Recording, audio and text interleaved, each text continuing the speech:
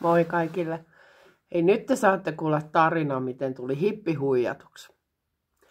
Siis kaikkihan lähti siitä, että eteeni tuli somessa tällainen aivan älyttömän hyvä puhuja ja tarjosi ilmaista kurssia 3 viikkoa kestävä.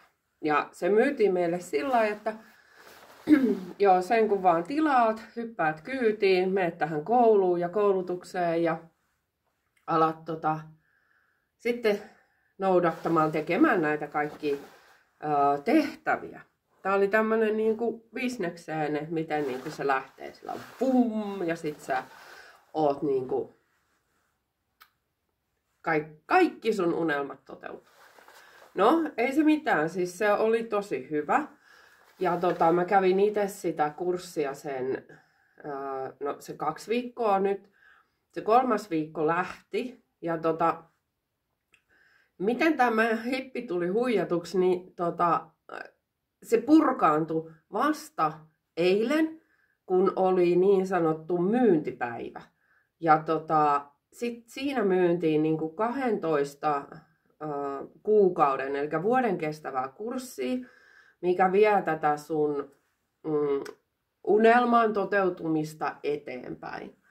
Ja ei siinä mitään. Ja sitten oli vielä vippikoulutus, mikä oli sitten enemmän henkilökohtaista ja siihen kuului meditaatiomatkat Atlantin toiselle puolelle. Ja no ei siinäkään mitään. That's fine. Et mikäs siinä? Hyvä homma. Mut miten tämä oli rakennettu, oli aivan ilmiömäisen loistava. Siis se oli rakennettu niin hyvin. Siellä oli syviä meditaatioita. Ja ei meditaatioissa ole mitään vikaa. Niitä on totta kai niin suositellaankin harjoitettavaksi. Ja aina kuunneltava sitä omaa korkeinta itseään, sitä omaa johdatusta asioissa. Ja kaikki oli hyvin. Lähdettiin purkamaan ensin sisäisen lapsen traumaa ja tosi hyvä pössis ja paljon sain itsekin aikaiseksi. Oli tosi hyvä semmoinen itsensä toteuttamisen ja luovuuden kiihdytin. Aivan valtavan hyvä. En mäkään tätä videoa tekisi, jos ei se olisi tapahtunut. Mulla alkoi siinä jossain vaiheessa, kun tätä kurssia mä kävin aika semi-intensiivisesti sillä ja onneksi mulla on tää mun oma elämä, hevoset ja kaikki, että tässä joutuu tätä kakkaa lappaamaan, niin se maadottaa siihen todellisuuteen. Ja hän toisti koko ajan sellaista mantraa, että hän on ollut siitä, mistä hän on lähtenyt luomaan omaa tulevaisuutta ja omaa unelmaa kohti. Hän on ollut naisten kenkien kauppias. Eli niinku myynyt naisten kenkiä. Ja jotenkin sulonen tarina. Mut arvaa, mihin minä yhdistin tämän. Al Bundy! Totta kai! Naisten kenkien myyjä, joka elää unelmansa, joka päivä tulee kotiin perheen luo, mikä oli aivan niinku superihana. Ja aina se eli sitä unelmaa ja sitä parempaa ja se oli ihan suoraan mun mindsetti. Al Bundy, woohoo, welcome. Okei, no ei siinä mitään.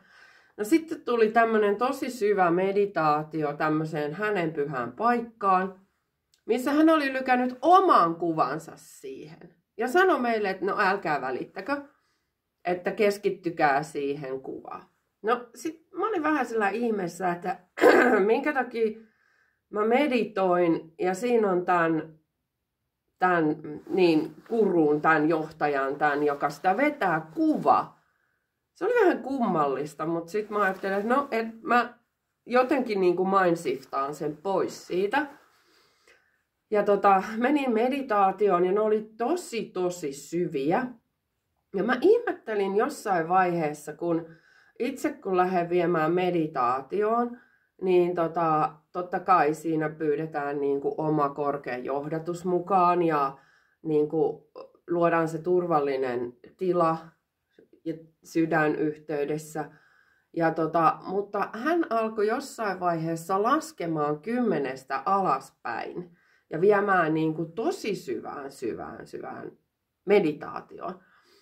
Ja mä siinä vaiheessa, kun mä niin kuin tavallaan tulin siitä meditaatiosta, se toki purettiin niin, että se laski 5 niin kuin 5:stä alaspäin ja purkaen sen, mitä oli tullut, mutta se jäi niin kuin ehkä vähän jotenkin vaiheeseen. Mutta en mä sitä silloin tajunnut, kun mä olin tavallaan siinä niinku hyvässä flowssa, että tää on niinku, sieltä nousi oikeesti mun alitajunnasta niitä mun omia unelmia. Ja se oli tosi niinku upea matka omaan alitajuntaan, tosi hyvä keino. Mutta sitten mulla tuli niinku sellainen...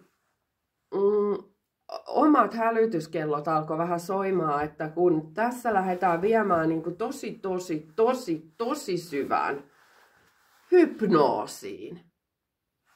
Mä olin sillä että niin kuin, what? Sitten mä rupesin miettimään, että mikä on hypnoosi. Ja sitten mä rupesin niin kuin, okei, en mä siinä vaiheessa niin kuin vielä ehkä lähtenyt sitä sen enempää purkamaan. Ehkä siinä oli kiire, väsymystä, elämää, tiedätkö, pitää näitä normaaleja asioita suorittaa, töissä käydä ja tällaista.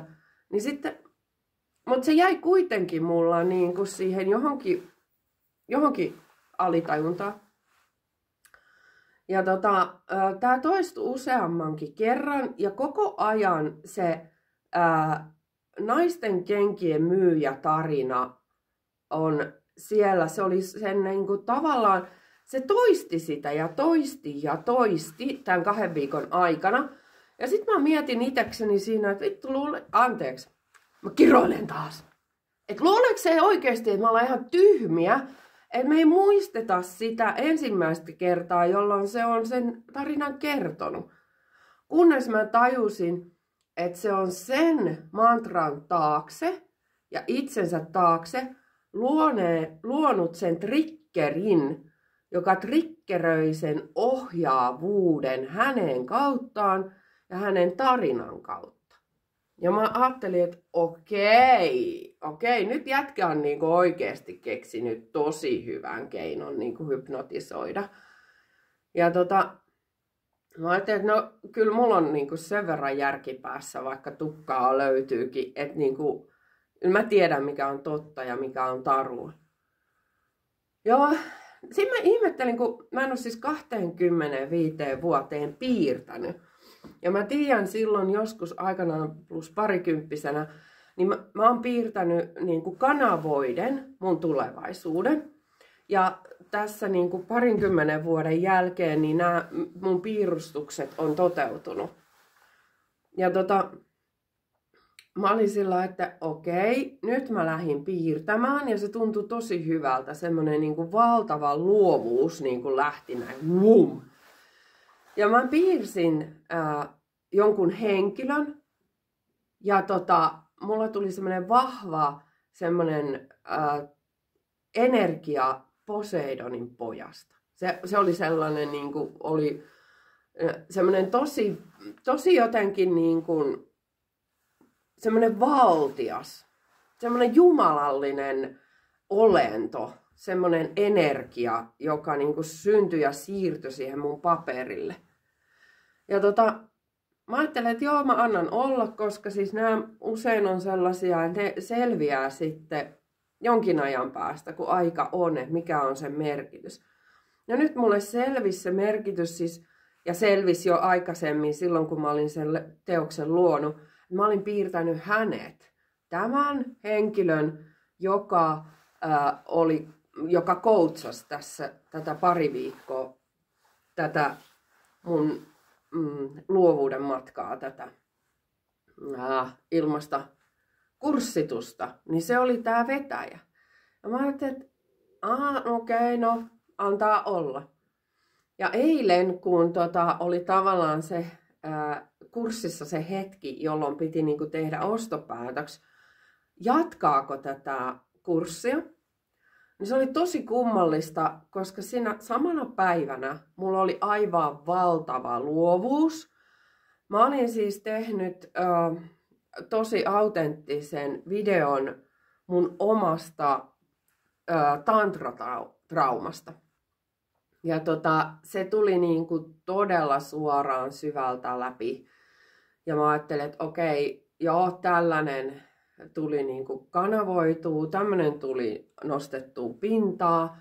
Ja sitten kun mä lähdin illalla siihen kurssille, tuli ensimmäisen meditaation aika, niin se kaveri ei päässyt onlineen, sen yhteydet lagas, mikki ei auennut, kone, siis sen kuva katos. Kaikki maailman kommervenkit oli tapahtunut, että se ei pääse toteuttamaan tätä sen meditaatiota tai syvää hypnoosia, joka purkaa ne, mitä me oltiin se 2 viikkoa koettu.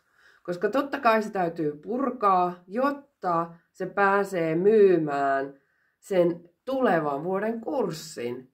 Koska jos me ollaan siinä luovuuden energiassa, ja me osteta sitä tulevaa kurssia, koska ei siihen nähdä tarvetta. Mä ihmettelin, että mikä ihme fiilis tässä on, että se tavallaan se mun luovuus, niin se oli siinä, kun tää alkoi tää illan online live call. Ja mä ajattelin, että miten voi olla, että kaikki on toiminut kuin junan vessa 2 viikkoa ja yhtäkkiä kaikki lakaa. Että tässä on joku tarkoitus, että mikään ei ole sattumaa tässä universumissa, ei mikään. Ja mä en saanut kuunneltua sitä meditaatioa, koska siinä kävi myös niin, että mun poika teki ruokaa siinä suljetun oven takana, hirveä kolina, kilinä. Tehosekottimet veti, tiedätkö, täysiä. Mun kissat hyppi mun syliin, ne halus sisään, ne halus ulos, ne huusi. Mä olin silleen, että no joo, ei.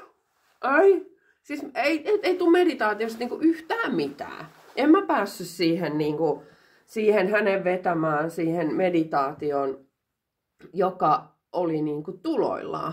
Koska kaikki esti mua siis menemästä siihen meditaatiotilaan.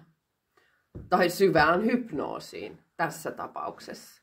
Mä ihmettelin, kun sit rupesi tulee se hetki, että jo ostat tää kurssi. Mä en ole todellakaan semmonen ihminen, joka lähtee tosta noin vaan, että okei, toi sanoo tosi hyvin, mä oon aivan fiilares, mä oon tosi messissä, mä lähden ostaa sen. Mä en oo sellainen. Mä en todellakaan ole sellainen. Mulla on järkiä päässä, mulla on jalat maassa. Mä en lähde jonkun, että mä oon hypettänyt sulle 2 viikkoa tätä mun haiskaa juttua. Laita 3 tonnia nyt, just heti tähän näin. Ja osta sun paikkas sieltä vuoden koulutuksesta. Tai 4,5 tonnia, niin saat sen vippipaketin. Ja mä en ole todellakaan semmonen, että mä kuulen ton ja ostan sen. En oo. Mutta tässä tapauksessa mä olin ihan häkeltynyt. Mä rupesin jo kattoo mun tilin saldoa, että pystyks mä laittaa. Onks mulla rahaa? Ja onks tää semmonen palikka, onks tää semmonen asia, jonka mä nyt tarviin? Koska mä tiesin, että se 2 viikkoa oli just se palikka, jonka mä nyt tarvisin. Koska nyt mä en puhuisi ehkä teille, jos ei se kaikki olisi tullut silloin sen 2 viikon aikana.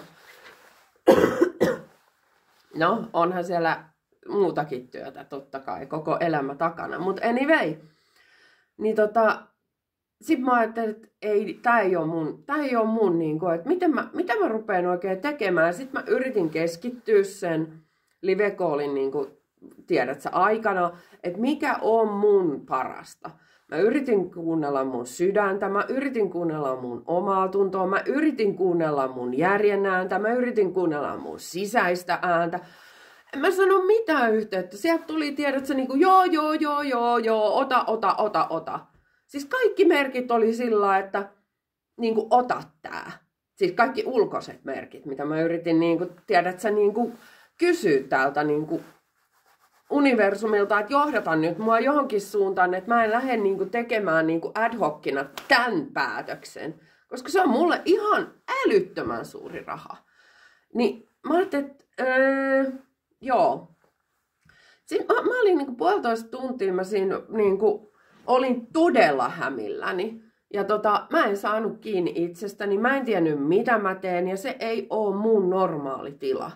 Mä todellakin tiedän mitä mä haluun, mä löydän mun oman linjan, mä löydän mun oman linjauksen. Mä en ole sellainen, että, että tavallaan se peruslinja lähtee mihinkään kääntymään ja pyörimään. Varsinkaan jos joku ihminen tulee mulle myymään ja sanomaan jotain tai tee jotain, niin kyllä mä ensin itse mietin, että onko tämä järkevää mun lähteä mukaan tähän. Mä haluan, että se päätös lähtee loppupeleissä aina itsestä, omasta sydämestä, omasta halusta, tahdosta ja palosta asiaa kohtaan. Ja mä en saanut sitä omaa linjausta täältä, mitä mä itse haluan. Sitten mulla alkoi hälytyskellot soimaan. Mä olin, että ei jumakauta, että ei tää voi olla totta. Että toi henkilö on laittanut mut niin sekasin, niin turbulenssiin, että mä en tiedä mikä on mun korkein hyvä. Ei todellakaan, tää homma. Sitten mä, tiedätkö, otin sit läppärikannesta kiinni ja pam! Nyt riittää. Että yksikään ulkopuolinen ei tule ohjaamaan, sanomaan, kertomaan tällaistakin isoa päätöstä, että sitoudut, laitat hirveästi rahaa seuraavan vuoden ajan tähän heidän coachaukseen. Okei, se on jollekin hyvä. Ihan varmaan on. Mutta onko se mulle itselle hyvä, siis minulle, Anu-Marialle, onko se mulle hyvä? Niin sitä mä jäin miettimään. Et koska toisilla on elämänkokemus opettanut, Siperia opettaa, meidän työt opettaa, meidän ihmissuhteet opettaa. Osalla on valtava pankki, kaikkea tietoa, kokemusta, ymmärrystä siitä, että itse voi määrittää sen, onko tämä mulle hyvä.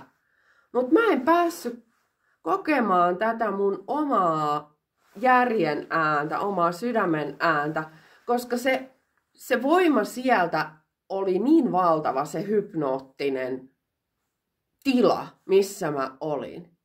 Ja tää ei ollut mun normaali tila, mä todellakin tiedän. Ja kun mä olin läppärin laittanut kiinni, niin mä ajattelin, että okei, tää on ihan järjetön turbulenssi mulla nyt.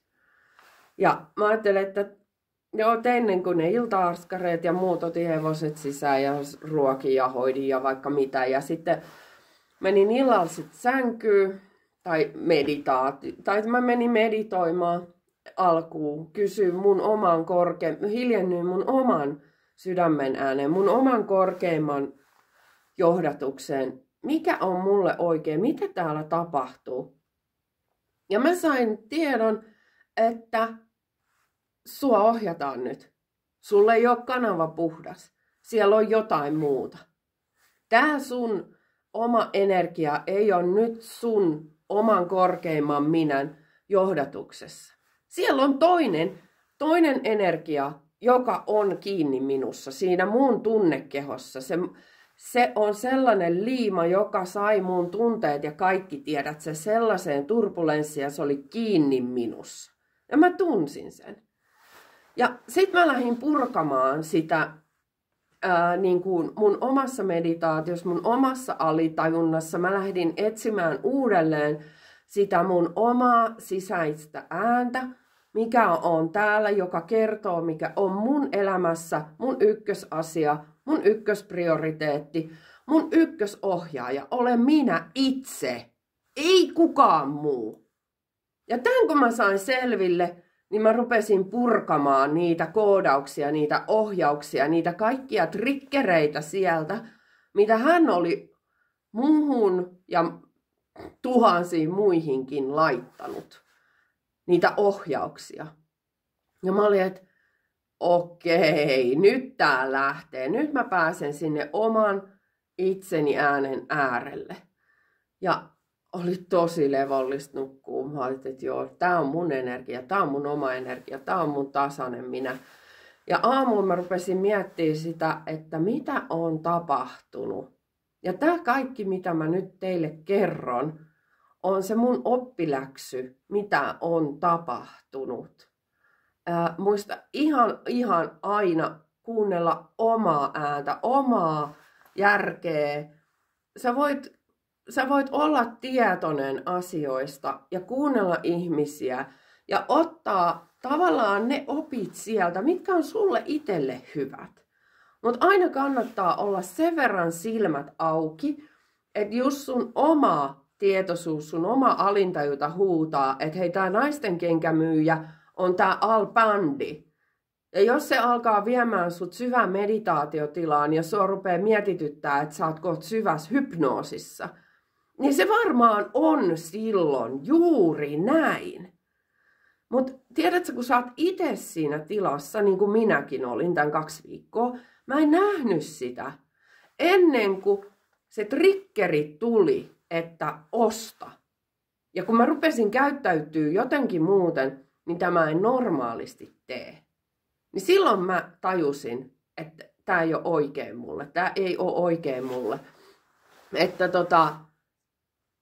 nyt on puhallettava peli poikki ja kuunneltava sitä omaa itseään. Niin jos tässä tarinassa on joku opetus, niin mä haluan sanoa sulle, että kokeile sinäkin aina kuunnella ihan sitä ikiomaa ääntä. Sä voit ottaa niitä nappeja, niitä nallekarkkeja, niitä juttuja itsellesi, mikä tuntuu hyvältä, minkä kanssa sä voit pelata. Mutta loppupeleissä kuitenkin, niin sä päätät ihan itse, mikä on sulle itselle kaikkein parasta. Älä hyppää huijauksiin ihan tosta noin vaan, tiedät sä, vaan ajattele itse ja kysy iteltäs, että onko tää mulle oikein, onko tää mulle hyvä. Koska silloin kun ollaan niin kuin tavallaan tosi sydän auki, tosi herkillä, henkisellä matkalla, nähdään, koetaan, tunnetaan paljon enemmän mitä normaalissa matrixissa, tässä 3D-maailmassa. Niin sulla on siellä niinku se syvä intuitio, syvä tietous, selvä tietous siitä, mitä sä haluat, niin käytä sitä hyväksi. Älä anna muiden käyttää sitä hyväksi, vaan aina sen sun korkeimman parhaan mukaan johdata sun omaa elämää itse. Ja mä oon onnellinen, jos tästäkin kurssista joku löytää ne avaimet siihen oman elämäntarkoituksen ja sen bisneksen kohottamiseen. Tietyllä tavalla minäkin löysin. Tavallaan tämän en mä epäonnistunut, vaan mä koen tulleeni huijatuksi, koska tässä on käytetty syvän hypnoosin menetelmiä manipuloiden alitajuntaisesti sitä meidän päätöksentekoa. Tämä on hirveän voimakas työkalu, ja jos sitä käytetään väärissä käsissä, niin raha-ansaitustarkoituksessa, niin kuin tässäkin on, niin se ei ole oikein. Se ei ole oikeasti oikein. Se on täysin väärä lähtökohta käyttää niitä valtavia, kauniita, upeita taitoja, mitä meille on suotu. Mut beware, watch out, and always listen to your own heart and mind.